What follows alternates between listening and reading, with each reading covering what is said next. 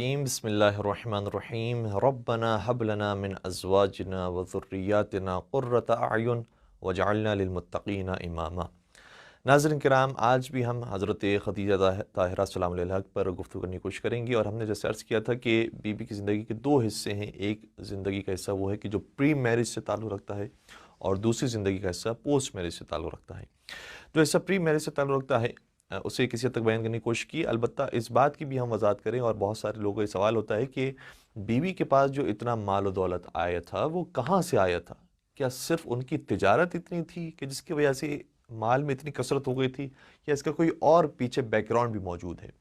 تو بعض روایات ہمیں اس بات کے جواب کی طرف لے جاتی ہیں، وہ یہ ہے کہ بی بی کے والد بہت زیادہ ثروت مند تھے، اور بی بی کو میراث کے اندر یہ دولت نصیب ہوئی تھی، اور دولت ملنے کے بعد پھر بی بی نے اس سے تجارت کرنا شروع کی، اور پھر مال میں پروردگار نے بہت برکت دی۔ لیکن خاص بات یہ ہے کہ بی بی نے پھر جب رشتے ازدواج میں جب منسلک ہوئی ہیں، تو وہ جو شوہر ہیں، ظاہر سی بات ہے کہ قرآن نے یہ کہہ رہا ہے کہ وہ ظاہری طور پر نادار تھے اور غریب تھے، تو بی بی نے ان کے رشتے کو کیسے قبول کر لیا؟ جبکہ ایسا نہیں ہے کہ بیوی کے پاس رشتوں کی کمی ہو، بے تحاشا رشتے اور بڑے بڑے افراد کے اور بڑے بڑے سرداروں کے رشتے آئے تھے، اور تاریخ نے بعض کے نام لکھے ہیں کہ ابو جہل کا رشتہ آیا تھا، اپنے قبیلے کا وہ سردار ہے۔ ابو سفیان کا رشتہ آیا تھا، وہ اپنے قبیلے کا سردار ہے، اور اسی طریقے سے اور جو سرداران قریش تھے ان کے رشتے آئے تھے، بلکہ یمن کے بادشاہ کا رشتہ بھی بیوی کی خدمت میں آیا تھا، اور بیوی نے اسے بھی ریجیکٹ کیا تھا۔ اور سوال اب یہ پیدا ہوتا ہے کہ یمن کا بادشاہ جو ویسے خود ہی پیسے والا ہے، اسے کیا ضرورت ہے کہ کسی ایسی خاتون سے شادی کریں کہ جس کے پاس پیسہ ہو؟ چلیں وہ افراد کے جو یا تو متوسط ان کے پاس مال موجود تھا، یا وہ کمزور تھے مالی لحاظ سے، اگر وہ بیوی کی خدمت میں رشتہ پیش کرتے ہیں تو بات سمجھ میں آتی ہے کہ پیسوں کی خاطر ہے۔ لیکن شاہ یمن کا اور بادشاہ یمن کا رشتہ پیش کرنا اس بات کی دلیل ہے کہ بیوی کے اندر پیسوں کے علاوہ اور بہت ساری خصوصیات موجود تھی، جس کی وجہ سے لوگ یہ چاہتے تھے کہ بیوی سے ان کا رشتہ ہو جائے۔ لیکن بی بی نے کسی بھی رشتے کو قبول نہیں کیا، اور انتظار فرماتی رہی، اور اس انتظار کا بہرحال انہیں فائدہ بھی نصیب ہوا۔ البتہ یہ ضروری نہیں ہے کہ ہر انتظار انسان کے لیے بہتر ہو، اور یہ بھی ضروری نہیں ہے کہ بہت جلدی قدم اٹھا لیا جائے وہ انسان کے لیے بہتر ہو۔ یہ بہت ساری چیزیں ایسی ہیں کہ جو پروردگار کے ہاتھوں میں ہیں، اور یقیناً جب روایات کے اندر دعائیں ذکر ہوئی ہیں تو اس بات کا بھی ذکر ہوا ہے کہ خود معصومین علیہ السلام دعائیں مانگا کرتے تھے، اور کچھ دعائیں ایسی ہیں کہ جو ہم بی بی ہی کے توسط سے اور بی بی ہی کے تبرک کے طور پر آپ کی خدمت بیان کرتے ہیں۔ ایک خاتون نے سوال کیا حضرت آیت اللہ سستانی سے کہ یہ بتائیے، اگر بیٹی کی شادی کے اندر، لڑکی کی شادی کے اندر تاخیر ہو رہی ہو تو وہ کیا کرے، کون سی دعا مانگے؟ تو آغا سستانی نے جواب دیا کہ 2 رکعتی نماز ہے، اسے فجر کی نماز کی طرح انسان انجام دے، اور اس کے اندر کوئی خاص سورہ نہیں ہے کہ جس کی تلاوت کرنی ہے۔ جب نماز سے فارغ ہو جائے تو بہتر یہ ہے کہ سر سجدے میں رکھے، بلکہ سر سجدے میں رکھنے سے پہلے تسبیح حضرت فاطمہ زہرا سلام علیہ پڑھے، اور پھر سر سجدے میں رکھے، اور سر سجدے میں رکھنے کے بعد 14 مرتبہ اللہم صلی علی محمد و آل محمد پڑھے، یعنی صلوات بھیجے، 4 معصومین کی مناسبت سے 14 صلوات بھیجے، اور 14 صلوات بھیجنے کے بعد پھر 100 مرتبہ یہ جملہ پڑھے، اللہم خیر لی واختر لی، اللہم خیر لی واختر لی۔ اس کا کیا مطلب ہے؟ اس کا مطلب یہ ہے کہ اے پروردگار، تو میرے لیے خیر عطا فرما۔ پروردگار سے دعا مانگنا ہی ضروری ہے، پروردگار تو میرے لیے خیر عطا فرما، واختر لی، اور تو اختیار فرما، تو انتخاب فرما میرے رشتے کو۔ 100 مرتبہ یہ جملہ ادا کریں، اور اس کے بعد پھر 14 مرتبہ پھر صلوات پڑھیں محمد والے محمد پر، اور پھر سر سجدے سے اٹھائیں، تو یہ عمل مکمل ہوتا ہے۔ تو دیکھیے، دعا کرتے رہنا یہ بہت ضروری ہے کہ پروردگار ہمیں بہتر سے بہتر رشتہ عطا فرما، اور بہرحال انسان کو اپنے اعتبار سے بھی سوچنا چاہیے کہ کون سا وقت ایسا ہے کہ یہاں پر مجھے ڈیسیژن لے لینا چاہیے اور اپنے لائف پارٹنر کا انتخاب کر لینا چاہیے، کیونکہ 4 خواتین ایسی ہیں کہ جن کی زندگی بہترین نمونہ عمل ہے ہمارے لیے، اور دیکھیے گا ان کی ازدواجی زندگی سبھی کی مختلف ہے۔ وہ 4 خواتین جو افضل ترین خواتین ہیں وہ کون سی ہیں؟ حضرت آسیہ سلام اللہ علیہ، حضرت مریم سلام اللہ علیہ، حضرت خدیجہ طاہرہ سلام اللہ علیہ، حضرت فاطمہ زہرا سلام اللہ علیہ۔ حضرت آسیہ سلام اللہ علیہ کی ازدواجی زندگی دیکھیں تو خود بہت زیادہ نیک اور شوہر بہت زیادہ برا۔ دوسری خاتون وہ ہے حضرت مریم سلام اللہ علیہ، کہ جن کا شوہر ہی موجود نہیں، بے شوہر تھی۔ تیسری خاتون دیکھیں حضرت خدیجہ طاہرہ سلام اللہ علیہ، خود بھی نیک، شوہر بھی نیک، لیکن شوہر ظاہری طور پر غریب ہیں اور بیوی جو ہے مالدار ہیں۔ اور جو تیسری مثال ہے حضرت فاطمہ زہرا سلام علیہ اور مولا کائنات کی، اس میں دونوں نیک ہیں لیکن دونوں بظاہر نادار تھے اس زمانے میں.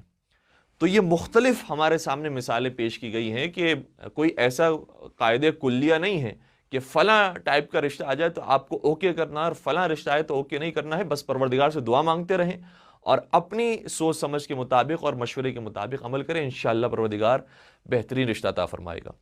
ایک اور بھی عمل ہے کہ جو آیت اللہ سیستانی نے بیان کیا، فرماتے ہیں کہ نماز استغاثہ حضرت فاطمہ زہرا سلام علیہ بھی انجام دے. اس کام کے لیے بہت مجرب عمل ہے. اس کا طریقہ یہ ہے کہ 2 رکعتی نماز پڑھیں فجر کی مانند، اور فجر کی طرح جب 2 رکعتی نماز مکمل ہو جائے تو 3 مرتبہ اللہ اکبر اللہ اکبر اللہ اکبر کہیں، جو ہمارا عام طور پر بر صغیر کے مسلمانوں کا طریقہ بھی ہے، 3 مرتبہ اللہ اکبر کہیں. اور جب یہ کہہ دیں تو اس کے بعد تسبیح حضرت فاطمہ زہرا سلام علیہ نکالیں اور تسبیح کے بعد پھر سجدے میں چلے جائیں. سجدے میں جانے کے بعد 100 مرتبہ پڑھیں یا مولاتی یا فاطمہ اغیثینی، یا مولاتی یا فاطمہ اغیثینی، یعنی اے میری شہزادی، اے میری سید و سردار، اے فاطمہ زہرا سلام علیہ، آپ میری امداد کو آئیے، آپ میری مدد کیجیے، آپ میرے استغاثے کو پہنچیے. تو 100 مرتبہ سر سجدے میں رکھنے کے بعد یہ پڑھنا ہے. پھر دایاں رخسار سجدے میں رکھیے، پھر یہی جملہ 100 مرتبہ تکرار کریں، یا مولاتی یا فاطمہ اغیثینی. پھر سر سجدے سے اٹھا لیں، پھر دوبارہ سر سجدے میں رکھیں لیکن اب پیشانی رکھیں، یعنی دوبارہ سے یہ پیشانی اب جاری سجدے پہ. اور پھر 100 مرتبہ پڑھیں یا مولاتی یا فاطمہ اغیثینی. پھر سر سجدے سے اٹھا لیں، اب بایاں رخسار سجدے میں رکھیں اور پھر یہی جملہ ادا کریں، یا مولاتی یا فاطمہ اغیثینی. پھر سر سجدے سے اٹھا لیں اور پھر دوبارہ سر سجدے میں رکھیں، اب پیشانی پھر سے رکھیں سجدے میں، اور پھر 110 مرتبہ یہ کہیں یا مولاتی یا فاطمہ اغیثینی. تو یہ ٹوٹل جو سجدے میں آپ نے رکھ کر یہ ذکر پڑھا ہے یا مولاتی یا فاطمہ اغیثینی، یہ 510 مرتبہ بن جائے گا. اور پھر جب اس سے فارغ ہو جائے تو یہ عمل مکمل ہو جاتا ہے. یہ ہے نماز استغاثہ فاطمہ زہرا سلام علیہ. انشاءاللہ بی بی کے صدقے میں، ان کی مادر گرامی کے صدقے میں آپ کو بہترین رشتہ نصیب ہوں گے. یہ عمل بطور خاص ہماری بہنوں کے لیے، ہماری بیٹیوں کے لیے ہے کہ جو یہ ہم سے سوال بھی کر رہی تھی کہ آپ نے لڑکوں کے لیے تو عمل بتا دیا لیکن خواتین کے لیے عمل نہیں بتایا کہ وہ اچھے رشتے کے لیے کیا دعا مانگے. تو یہ دعائیں ذکر ہوئی ہیں. اچھا، اب ہم آتے ہیں حضرت خدیجہ طاہرہ سلام اللہ کی زندگی کے اوپر کہ بہت امیر تھی اور پھر بڑے بڑے رشتے آ رہے تھے، لیکن انہوں نے انتظار کیا یہاں تک کہ حضرت محمد مصطفیٰ صلی اللہ علیہ وسلم سے جب زیارت ہوئی اور ان کو سفر تجارت پر بھیجا تو ان کی شرافت کو دیکھ کر، ان کی صداقت اور امانت داری کو دیکھ کر اتنا متاثر ہوئی کہ پھر ان کے لیے اپنے رشتے کو بھیجا. اور یہ بھی بہت سارا انہوں نے قربانیاں دی ہیں، یعنی اپنی ایگو کو ختم کرنا کہ میں اتنی ملکۃ العرب ہونے کے باوجود میں کیوں رشتہ بھیجوں. نہیں، انہوں نے دیکھ لیا کہ رشتہ بہت اہم رشتہ ہے، اگر یہ ہمارے ہاتھوں سے چلا گیا تو ہماری زندگی برباد ہو سکتی ہے، ہماری آخرت برباد ہو سکتی ہے. اس لیے انہوں نے قدم اٹھایا اور بہترین قدم اٹھایا. اور ویسے تو روایات اور آیات جیسے ہم نے پہلے بھی عرض کیا تھا کہ اس سلسلے میں یوں تو موجود نہیں ہے کہ بی بی کے اس قدم کو راویوں نے بہت سراہا ہو یا کچھ روایتیں بیان کی گئی ہو، لیکن کچھ قرآن مجید کی آیتیں وہ ہیں کہ جو ہمیں سپورٹ کرتی ہیں کہ واقعاً بی بی نے کیا کارنامہ انجام دیا ہے.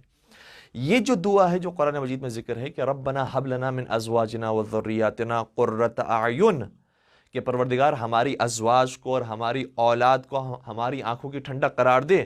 تو یقیناً یہ ہم بھی دعا کرتے ہیں، یہ آپ بھی دعا کریں گے، یہ معصومین نے بھی دعا کی ہے اور یہی دعا پیغمبر بھی کیا کرتے ہوں گے. تو روایت کہتی ہے کہ پیغمبر جب یہ دعا کرتے ہوں گے کہ ہماری ازواج کو، ہماری اولاد کو ہماری آنکھوں کی ٹھنڈک قرار دے، تو وہ ہماری ازواج سے مراد کون ہے؟ روایت یہ کہتی ہے کہ یہاں پر ازواج سے مراد حضرت خدیجہ طاہرہ سلام اللہ علیہا ہے، کہ پیغمبر یہ دعا کر رہے ہیں کہ میری اس زوجہ کے ذریعے مجھے آنکھوں کی ٹھنڈک نصیب فرما. اور اولاد سے مراد حضرت فاطمہ زہرا سلام اللہ علیہا اور امام حسن امام حسین صلی اللہ علیہ وسلم ہے کہ یہ میری آنکھوں کی ٹھنڈک بن جائیں. تو حضرت خدیجہ طاہرہ سلام اللہ علیہا نے اس موقع پر قدم اٹھایا. اور ہمارے یہاں پر کہنے والے تو کہہ دیتے ہیں کہ اگر مجھے اچھا رشتہ ملا تو میں جھوپڑی میں بھی رہنے کے لیے تیار ہوں، لیکن کوئی پیار کرنے والا ہو، کوئی سچا رشتہ ہو، کوئی اچھا رشتہ ہو. لیکن جب وہی شوہر مل بھی جاتے ہیں اور اچھا اتفاق سے اگر مل بھی جائے اور اس کی نوکری چلے جائے تو دیکھیے گا پھر کیا قیامت آ جاتی ہے. اور نوکری تو چلے جانا دور کی بات ہے، اگر تنخواہ بھی ذرا کم ہو جائے تو بھی ہاتھ پیر پھول جاتے ہیں کہ بھائی اب یہ کیا ہو گیا، کس طرح سے گزارا ہوگا. بی بی وہ ہیں کہ جو اتنی مالدار ہونے کے باوجود کیا کارنامہ انجام دیا ہے. فرماتی ہے روایت یہ کہتی ہے کہ اپنے مال کو تمام سرداران قریش کو بلایا اور اپنے مال کو پیغمبر کی خدمت میں پیش کیا اور اتنا مال رکھ دیا جو ایکویٹی جو ظاہری طور پر موجود تھا، درہم و دینار موجود تھے، جو سونے جواہرات موجود تھے، جو ظاہری طور پر موجود تھا، وہ سامنے رکھ دیا۔ تو خلیفہ اول یہ گواہی دیتے ہیں جو اس محفل کے اندر موجود تھے، کہتے ہیں کہ اتنا مال ہمارے سامنے آ گیا کہ میں پھر پیچھے والوں کو دیکھ نہیں پا رہا تھا، گویا دیوار قائم ہو گئی درہم و دینار کی۔